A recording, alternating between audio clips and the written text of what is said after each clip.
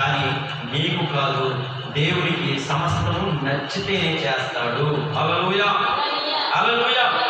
మరొకరు చూస్తున్నాం బైబిల్ గ్రంథంలో, మరొకరు ఉన్నారు. ఎవరంటే శద్రకు, మేషకు, అబేద్నెగో.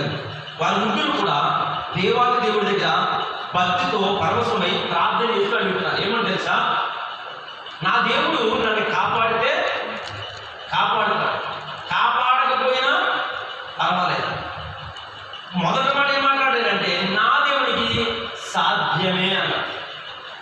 నా దేవుడు మమ్మల్ని బ్రతికించడానికి ఆయన సాధ్యుడు అన్న తర్వాత, అయినప్పటికీ కూడా మేము చనిపోవడానికైనా మేము సిద్ధమే, మా దేవుని కొరకు నిలబడతాం, మేము ఖచ్చితమైన భక్తితో పోయి ఉంటాం, నీవు చేసిన విగ్రహానికి మాత్రం మేము నమస్కారం చేయమంటే రాజుగారికి ఎలా ఉంటుంది? అక్కడ చాలా కోపము వచ్చేస్తుంది, చాలా కోపము వచ్చేస్తుంది. అక్కడ ఏమన్నారు బైబిల్లో?